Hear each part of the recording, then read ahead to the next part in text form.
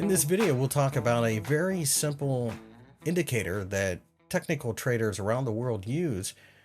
However, there are several caveats that you will need to be aware of when using a moving average. And a moving average just simply represents the average price of an asset over a set amount of candles. The 200-day EMA represents roughly a full year of trading, at least on the stock exchanges, and that has carried over into other asset classes such as commodities and Forex, although they are open more than 200 days. It's a way of measuring what the yearly trend might be. There's also the 50-day moving average, which represents a quarter of the year. Again, these are big ballpark figures, but they do tend to carry a certain amount of weight. There are a few others like the 9, the 10, and the 20 EMA indicators, but those are typically used on shorter term charts. Let's go ahead and put a new chart on. Let's go to gold. I will switch it over to candles for you. There's the daily chart. So sometimes people will use these moving averages and they'll use 2 or 3. So let's put, for example, let's put 3 on the gold chart.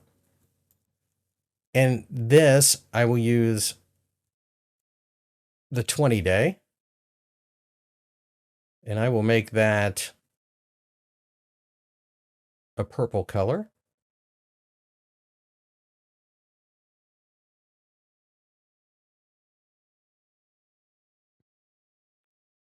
I will put the 50-day exponential moving average on the chart.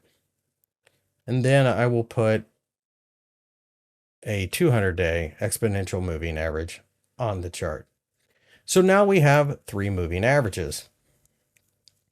What this allows for is further confirmation. So for example,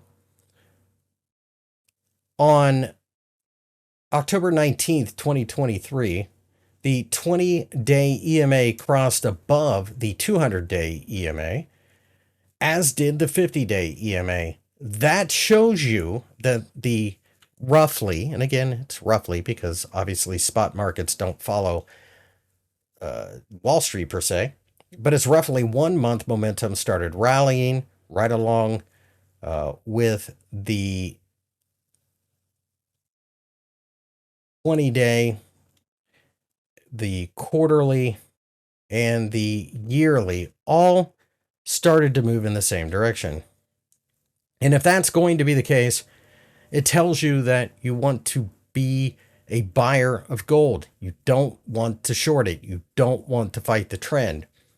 Even if you don't use the moving averages as a reason to get involved, you certainly don't want to be a seller. It signifies to you that the momentum has found its way into the gold market.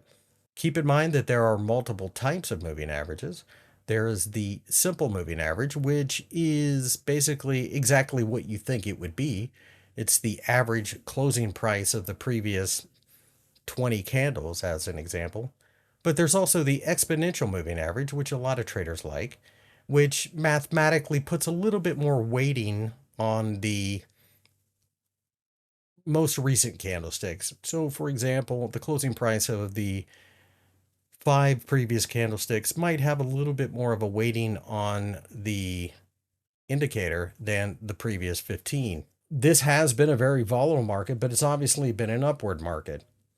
But the reason I am bringing this up to your attention is I want to put the 50-day EMA on this chart. It's exponential moving average. And then I want to put the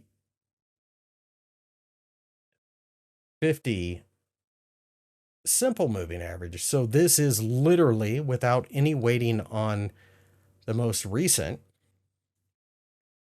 candlesticks. It shows you like just what the pure math is. And you will notice it's a slight difference. It really doesn't make a huge difference. And unfortunately, traders get too hung up on the idea of, well, the exponential moving average is better than the simple moving average.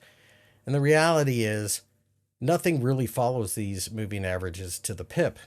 But it really doesn't matter which one you would have used between roughly January of 2024 all the way up until mid-July of 2024.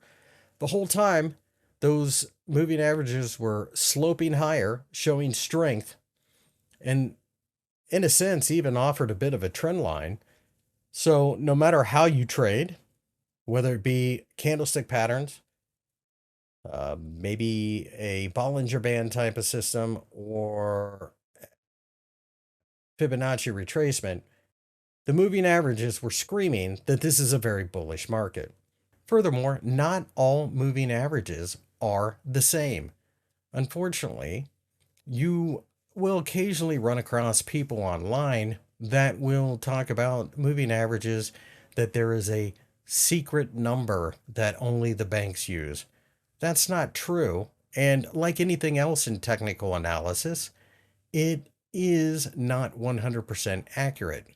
Okay, in front of you, I have a dollar Swiss franc chart on the daily time frame. It's a simple line chart, but I'll go ahead and change it over to a candlestick chart. And I will insert moving averages and we'll talk about what they show. So by going on your MetaTrader platform, going to insert, clicking on indicators, clicking on trend, you'll find moving average. The first moving average I will put on is a 50 exponential applied to the close. So this is the last 50 candlesticks on the daily chart. So it is 50 days, the closing price, with a little bit more of a weighting on the last few candlesticks. I'll click that. I'll leave it red. And you can see a line appears on the chart. Now, what you may or may not notice on this indicator is that it sometimes acts as support. That's one of the big appeals for moving averages because traders will quite often use them as guideposts. So for example, the dollar had rallied against the Swiss franc for quite some time at the very end of 2023, rallied for several months, and then pulled back in late February, early March of 2024. You will notice on the chart that it did bounce a bit from the 50-day EMA. This would be a very technically interesting place to start buying the dollar against the Swiss franc as we continue the uptrend. The other thing to notice is that the moving average is rising over time. That tells you that the momentum is with the buyers. Conversely, notice in May, going into early June, the US dollar plunged below the 50-day EMA, showing weakness against the Swiss franc. Once we broke through the 50-day EMA, we fell rather hard, bounced back into the same general area, and then sold off again. The most important thing to take away here is that it gives you a general idea. Especially on a daily chart, it's a little difficult to nail it down to the pip. However, if you are familiar with candlestick setups, a candlestick setup at the 50-day EMA is a very valid way to trade. A lot of traders will do that. So let me go ahead and insert another moving average.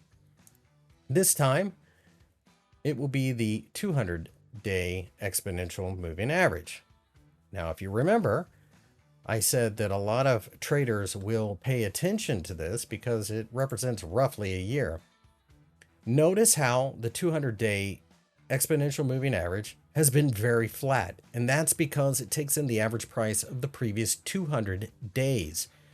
It does provide a little bit of a weighting towards the most recent candlesticks, but it takes a lot more to move this moving average.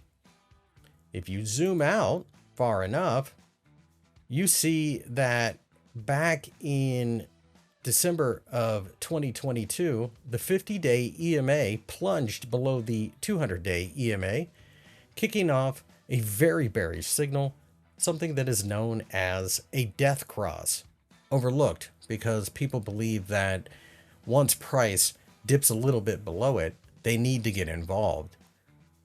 The same thing can be said if price pops above it.